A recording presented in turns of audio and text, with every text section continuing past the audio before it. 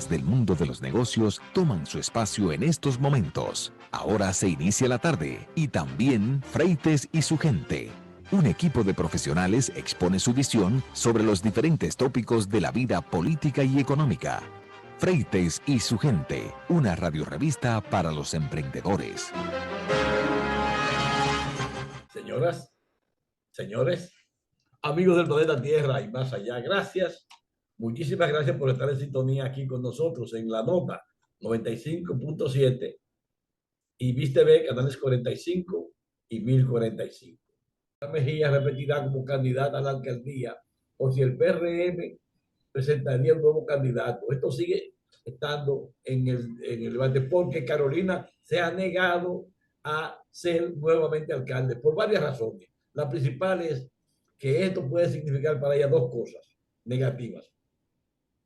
Perder la plaza, con lo cual iría mal a sus futuras aspiraciones, y dos, que la limitan a hacer lo que ella quiere hacer, porque ella aspira a la presidencia de la República, ella aspira a ser la continuadora de Hipólito Mejía, y él la ha preparado para eso, y ha peleado para ella, pero si bien se pensaba, o pensaban ellos que Carolina podía ser la candidata para el 2024, la verdad es que el lanzamiento de la candidatura, la repostulación de Luis Abinader ha frustrado eso, y entonces esto obliga también a reformular la estrategia. Pero de todas formas, Carolina Mejía aspira, y si ella se lanza a la alcaldía del distrito, algo que ella ya conoce, y pierde, irá muy herida para aspirar a la presidencia en el 28, por ejemplo. Ese siempre fue el plan de la alta dirigencia del partido, porque se ha visto en los últimos días que ella se presentaría como candidata, pero ella se resiste, y hay siempre late la idea de que puede presentarse otro candidato. Según las fuentes nuestras, Carolina ya aceptó ser candidata porque al Abinader ser nuevo candidato a presidente, pues ya eso reformula la estrategia.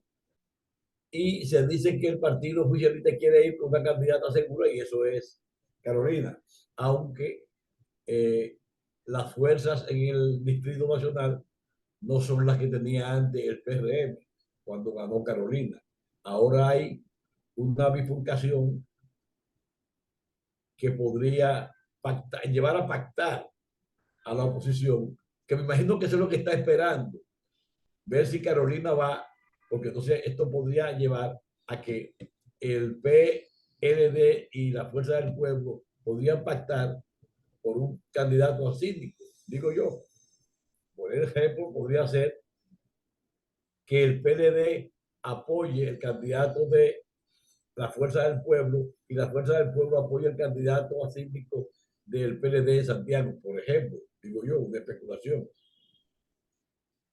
Ese es el dilema que tiene la oposición o el gobierno.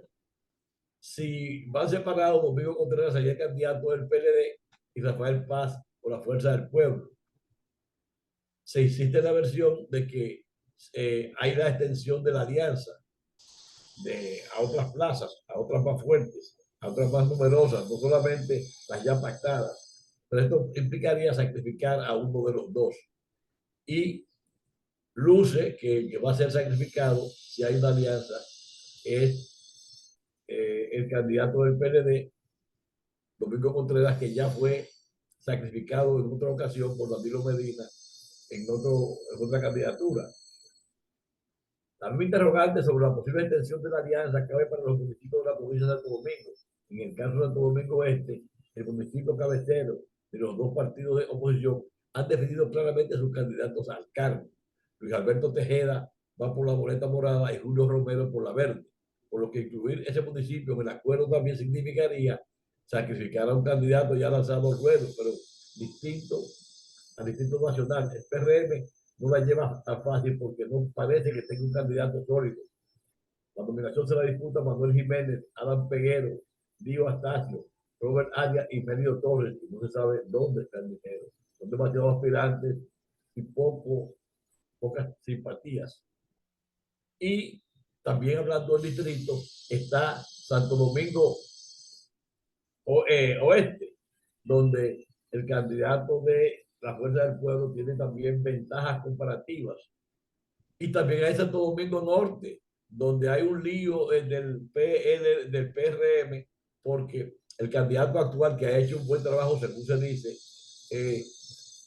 siente que lo quieren desplazar para poner ahí a Junior, el candidato el renunciante del PRM, que ya había sido pues probado, testeado, pero contra Junior hay cuestionamiento cuando fue síndico y hay una auditoría que lo acusa de malversación de recursos del ayuntamiento. El PRM tiene realmente muchas dificultades internas porque los candidatos del PRM se quejan de que le han dado preeminencia a personas que vienen de la oposición, desplazando a los PRMistas. Y también hay disputas entre PRMistas en varias localidades. Y esto todavía no se ha subsanado. Y lo que se espera es que el poder imponga sus recursos, no ya el poder de fuerza, para que se escoja el candidato que más le convenga a Luis Abinader. Por cierto, ayer Abinader estuvo con los dirigentes de los medios de comunicación del grupo Corripio. Abinader conversó con los periodistas y respondió preguntas de los directores de medios. El mandatario, quien tomó la decisión de buscar la reelección, fue cuestionado por Miguel Franjul, quien le preguntó sobre los factores que le llevaron a buscar la repostulación. El mandatario dijo que fueron varios meses de reflexión previo al pronunciamiento, tomando en cuenta todas las reformas que han hecho y las que están en camino, el pedido de la población en general, el plan que está desarrollando, todo esto por encima de la tranquilidad personal. Lo que uno más evalúa en la tranquilidad personal fueron muchos meses de pensar y de analizar. Como ustedes saben, la familia también tiene una decisión y, aunque no me gusta la constitución de una reelección inmediata, continua, eso es lo que hay, esa es la decisión que tomamos, dijo el mandatario. Continuando con las respuestas al director de Listín, Abinader, se refirió a los desafíos que podrían amenazar su reelección, mencionando 3 factores que en los últimos 30 años han sido de mayor preocupación para los dominicanos: el alto costo de la vida, el desempleo y la inseguridad. Sobre los 2 primeros, respectivamente, Abinader destacó que a pesar de las distintas crisis que han azotado el mundo en los últimos 4 años, tanto la pandemia del COVID-19 como la guerra entre Rusia y Ucrania, el país ha controlado la inflación y mantenido el desempleo en un mínimo histórico, en un 5% de la población. Sin embargo, en materia de seguridad, el presidente fue más enfático, tanto al referirse a la pregunta de Franjul como en otros momentos de la entrevista. La delincuencia este año hemos ido mejorando, pero un solo homicidio para mí es mucho, un solo robo para mí es mucho, un solo atraco para mí es mucho, pero hemos ido mejorando. El proceso de reforma de la Policía Nacional ya es notable, aseguró el mandatario en su primera intervención sobre la inseguridad. No obstante, aunque dijo que ya es notable la reforma, poco después admitió que se trata de un proceso que toma décadas en ser implementado, argumentando que para cambiar la mentalidad de un policía que se encuentra en las calles con más de 20 años de servicio, se necesita un tiempo similar para lograr cambios. Y no solamente la mentalidad, también la eficiencia o la eficacia. Abinader reveló que al llegar al gobierno identificó que distintas áreas de la administración pública funcionaban aisladas y que cada quien era un cacique en su área, lo que obstaculizaba el desarrollo de las políticas públicas. Pero todavía las políticas públicas siguen manga por hombro. Hay como 5 instituciones que hacen lo mismo y no se sabe lo que hacen. Hay áreas que tienen recursos que manejan a su aire. Y sobre la delincuencia, el lunes Abinader estaba dando su rueda de prensa como jefe de la policía y un comando asaltó un camión de la policía que llevaba a un narcotraficante, a un delincuente, y lo puso en libertad. Y sobre eso el presidente lo que ha dicho es que le pedía a ese delincuente que se entregara. Y eso fue una decisión errónea del presidente. Un presidente no puede tomar, bueno, que él es jefe de la policía, entonces sí, el jefe de la policía está acostumbrado a llamar a los delincuentes a que se entreguen. Cuando si a este sujeto lo matan, es un homicidio, es un crimen que se carga a Abinader, porque él fue que pidió la captura. Porque si este señor ofrece resistencia o se niega a entregarse, lo van a asesinar. Y entonces sería un mal proceder del presidente Abinader. Y sobre el tema el costo de la vida, parece que Abinader no tiene claro cuáles son los números. En los últimos 3 años, la inflación se ha disparado en más de un 20%. Pero sobre eso vamos a hablar más después, porque tengo ya ahí en comunicación a Víctor Rosario. A ver si lo localizo. Vengo ahora. Don Víctor Rosario, buenas tardes, buenas noches, muy buenos días. Don Alfredo Freites y todos los amigos que nos acompañan diariamente en esta consulta de negocios. Mira, Alfredo, hoy, antes de entrar en nuestro tema del día, que hablaremos de planificación, hay dos noticias que creo que son importantes que toquemos. Una, que no es dominicana, pero podría aplicar, ¿no? Es la entrada en vigencia en el mercado de New York de unas nuevas reglas que ha puesto la ciudad para el alquiler de corto plazo, lo que conocemos popularmente como los Airbnb, en donde en la ciudad de Nueva York, a partir de ahora, tú no vas a poder rentar un Airbnb por menos de 30 días. Y en los casos que sean menos de 30 días, tiene que ser, por ejemplo, un apartamento donde vive Gensis y Gensis me alquila una habitación. Eso es posible. Qué bueno recordar que el concepto inicial de Airbnb surgió en esa vía, surgió en un punto en donde eran personas que utilizaban la plataforma para rentar una habitación. Recuérdate que unas décadas atrás eso era muy común y en la ciudad de Santo Domingo se usaba mucho, especialmente para los estudiantes que venían del interior. Y Airbnb trabajó ese concepto, aunque Airbnb se ha mudado más al tema de rentar espacios completos, apartamentos, casas, de tanto en ciudad como en zonas turísticas. Pero este caso de New York lo toco porque es un caso que probablemente se vea replicado en otras zonas y que va a tener un impacto en este modelo de alquiler que compite directamente con el modelo hotelero y que también en muchos lugares, como el caso dominicano, ha sido enfrentado o el intento de los gobiernos enfrentarlo por el no cobro de impuestos que hay de por medio de los alquileres que se hacen por Airbnb. Así que eso es un tema que lo vamos a ver muy pronto. Y toco el tema fiscal, que es mi segunda noticia de hoy, porque en la comparecencia que tuvo el presidente de la República con los medios del Grupo Corripio, uno de los temas que se tocó y que copio exactamente lo que él dijo, y es que el gobierno que gane, el candidato que gane el año próximo, va a tener que obligatoriamente hacer una reforma fiscal, algo que hemos hablado aquí muchas veces, y ojalá, que lo veo también difícil, se pueda tener una reforma fiscal realmente integral, no una reforma fiscal de parcho, porque nosotros hemos vivido muchas reformas fiscales que únicamente buscando, el gobierno tiene un hoyo de tantos millones, ¿de dónde sacamos para cubrir el hoyo?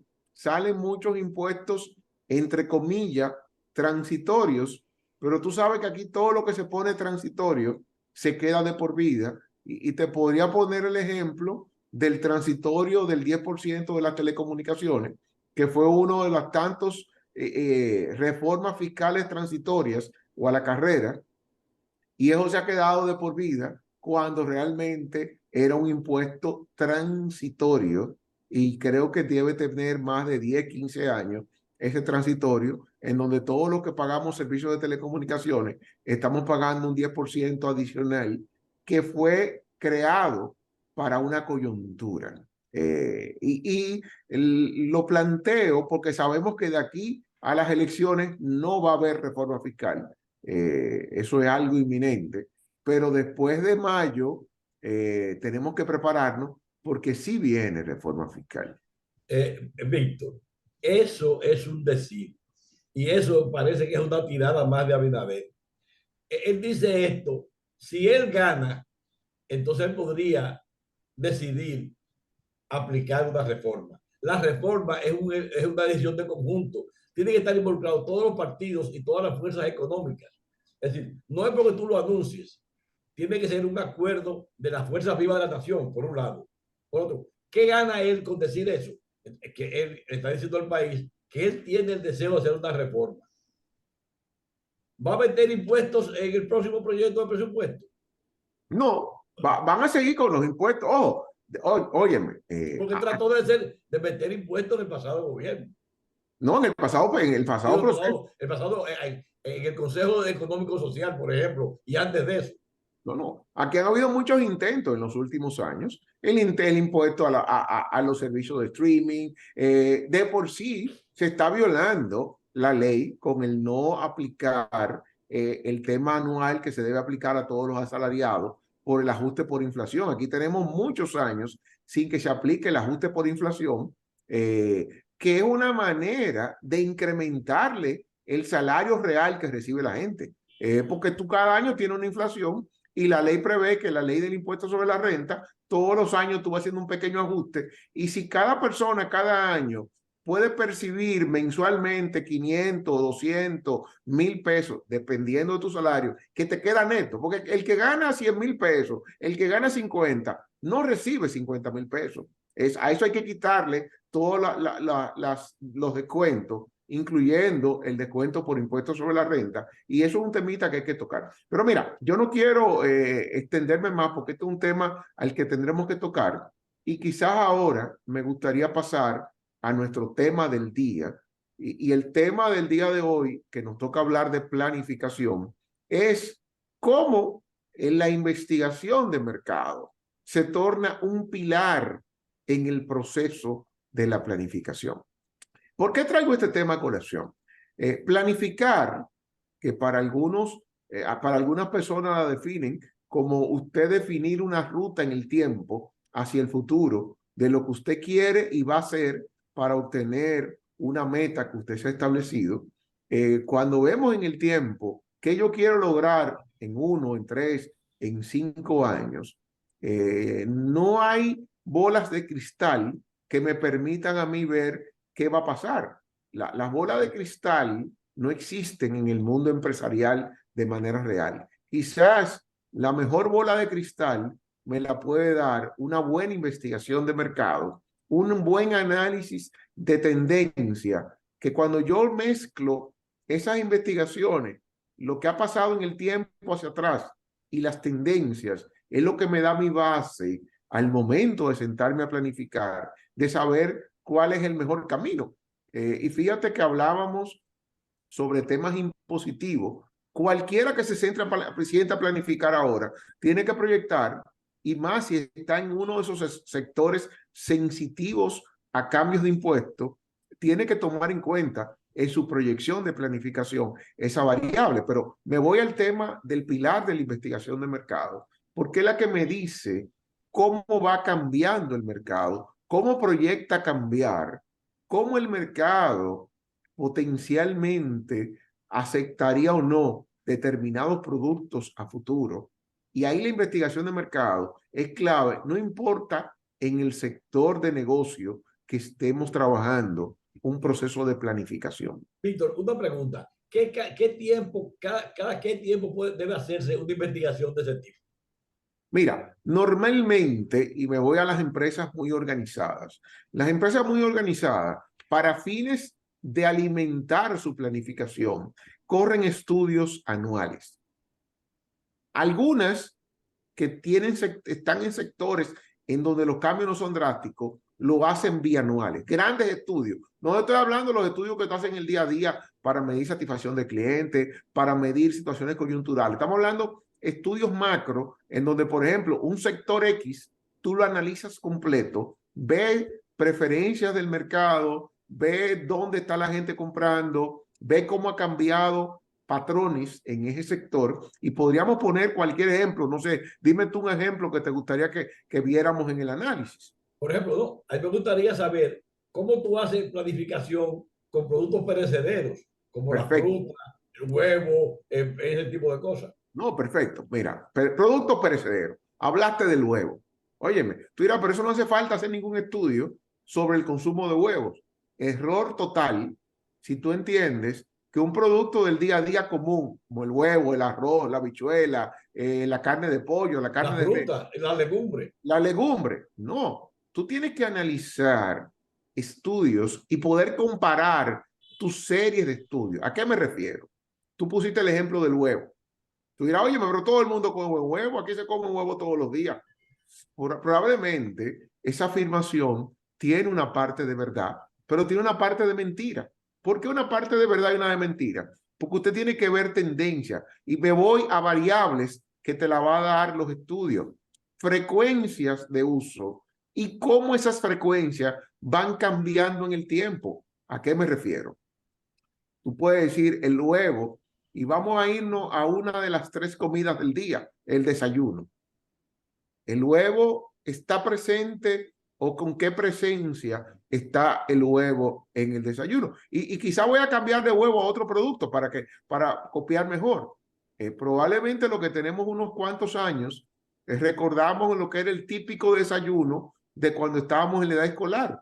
Óyeme, siempre había una taza de leche o de chocolate, había sándwich, podía haber un desayuno más pesado de un mangú, huevos revueltos, huevos fritos.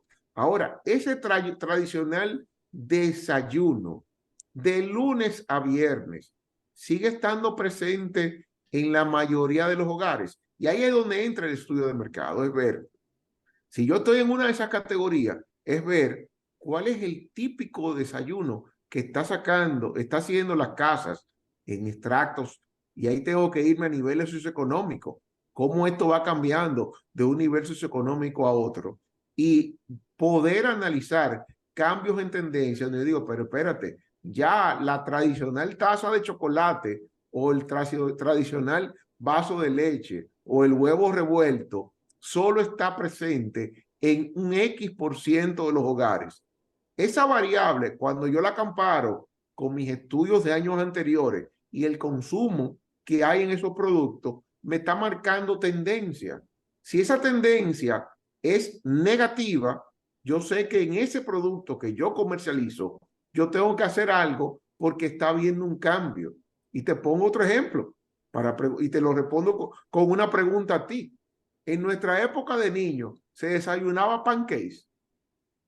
Ni con fle. Ni conflé. Óyeme, el pancake y el conflé no era que no existía, pero no era la costumbre del hogar dominicano desayunar con conflé o desayunar con pancake. Pero también es regional, fíjate. Cuando yo era estudiante, la mayor parte de la población estaba en el campo. En el Claro. campo se come otro tipo de desayuno. Los capitaleños comemos pan. En mi casa comíamos pan en el desayuno, en la comida y en la cena. O sea, a 3 horas, en 3 tiempos. Pero el desayuno tenía en la taza de chocolate o avena, había el huevo, pero también había el acompañamiento con viandas, o por ejemplo, el aguacate. Y a veces hacía muy fortuitamente, muy casualmente, se comía plátano o yuca de desayuno, muy rara vez. Básicamente, pan, chocolate y huevo. Bien, pero te voy a cerrar mi tema de hoy con otro caso. Fíjate, estamos hablando de pan, chocolate, café, lo que tú quieras en ese punto. Sin embargo, la leche, tú y yo nos desarrollamos como niños, como adolescentes, con la leche que se compraba ordeñada del mismo día, en donde teníamos o nos la llevaban a la casa o había alguien en nuestro sector que todos los días temprano tenía leche fresca, leche recién ordeñada, pero eso en el tiempo fue cambiando, y al día de hoy no te voy a decir que nuestro país ha desaparecido, porque probablemente tú todavía encuentras en los pueblos, y aquí en la capital hay un par de lugares que tú puedes encontrar leche ordeñada del Y mismo día. leche fresca. Sí, leche fresca, pero eso ya es la mínima. Pero ya no es solamente lo mínimo en cuanto al consumo de esa forma de leche, pero también el consumo de leche, yo estoy seguro que ha cambiado diametralmente a lo que era el consumo antes. Y ahí es donde vienen esos estudios que te ayudan, y pusimos el ejemplo de productos perecederos, pero eso te va a aplicar a cualquier categoría de producto. A la hora de planificar, analiza cómo cambian los patrones de consumo, cómo cambia dónde la gente compra ese producto, cuáles son las preferencias de marca, y por último, una variable que nunca se puede quedar, la disposición de cambio. Cambio a otra marca o cambio a producto sustituto, porque son variables que te ayudan a ti a entender por dónde va el futuro de la planificación de tu negocio y qué acciones o qué ajustes tú tienes que hacer a lo que acostumbras normalmente a ejecutar, porque de lo contrario, tu producto va a ir perdiendo participación de mercado. Alfredo, con esto cierro mi tema de hoy, me despido y seguimos más adelante con otra consulta de negocios. Muchas gracias, Víctor. Buenas tardes, buenas noches y buenos días. Hasta la próxima. Hasta la próxima. Don Irving Vargas, buenas tardes, buenas noches, muy buenos días. Buenas tardes, don Alfredo. Aquí me estoy arrimando a la derecha porque, como usted comprenderá, me agarraron en lugar con la mano en la masa, con la mano en el guía. Entonces, aquí estamos procurando entrar en contacto. Estaba oyendo la intervención de Juan Carlos, muy asombrado con los dígitos presentados. Decía que había 389,000 adictos en el país. Y yo digo, pero eso viene siendo como un 5% de la población. Me lo encuentro muy alto. Y hay algo más, Irving. Hay algo más en este caso, y es que cuando se habla de las cifras de incautación de droga, fíjate que hablan a cada rato que incautaron droga aquí y droga allá. Háblame de los apresados. No hay apresados. No, Y no se aprecia. Y la otra es que una parte de la forma de hacer negocios de los narcotraficantes cambió. Y ahora, en vez de pagarle con dinero a los que sirven de intermediarios, se les paga con drogas. Sí, Y por eso tú ves que ha aumentado el microtráfico. Sí, porque eso es lo que ha generado el gran negocio, porque los narcotraficantes usan la droga como moneda de cambio. Sí. Entonces, como mercancía. Sí, y a los mismos que protegen al narcotráfico también reciben droga. Entonces esa gente se tienen que convertir sin querer en el negocio o sin estar familiarizado en tener que ponerse a comercializar algo que no conocen, algo que no dominan. Pero bueno. Déjame contarte una anécdota al que me contaron anoche. Un oficial de policía contaba que en un barrio de la capital, Ajá, a las 8 de la noche se cierran todas las actividades. El que no compró su cena antes de las 8, pues va a pasar hambre. Y entonces, en un barrio. En un barrio, ese es frecuente, pero lo curioso de este barrio es que cuando se arman problemas, el jefe del cuartel llama a un jefe del microtráfico para que resuelva el problema. Y después que se resuelve, entonces él sale a la calle. Oye, eso. No, mira, aquí hay anécdotas increíbles porque hay cosas que son totalmente, yo te diría, improvisadas. Aquí se improvisa mucho, somos maestros de la improvisación, pero eso también trae como consecuencia de que se den muchos casos y situaciones que son muy, ¿qué te digo? Increíbles, fuera de lo normal, porque son cosas que nada, para resolver una situación, a veces tú tienes que echarle mano a cualquier, diríamos, asunto que tú tengas en la mano. Mira, Estados Unidos está encabezando la lista de transacciones de Visa en América Latina. Eso me sorprendió. Que el país esté registrando el mayor aumento en las transacciones eh, de Visa por pagos digitales para compras de ropa. Nosotros somos los mayores compradores de ropa aquí. ¿Tú sabías? En todo el pedazo. Ropa, sí, ropa y accesorios. Un crecimiento entre un 25 y un 30%. Eso es monstruoso. Están completando la lista Chile, Ecuador, Panamá y Guatemala. En la primera mitad, los primeros 6 meses del 2023 se registraron una mayor participación de compras online, ¿ok? En artículos de ropa y accesorios en toda la región de América Latina y el Caribe. Se aumentó 5 puntos porcentuales en comparación con los mismos meses del 2022. Eso usando también las divisas que el país recibe para bienes y consumo. El dominicano se ha ido habituando a un nivel de vida, a un nivel de comodidad, donde ya tiene de todo. No solamente tiene buenos carros, sino que tiene buenos apartamentos y casas.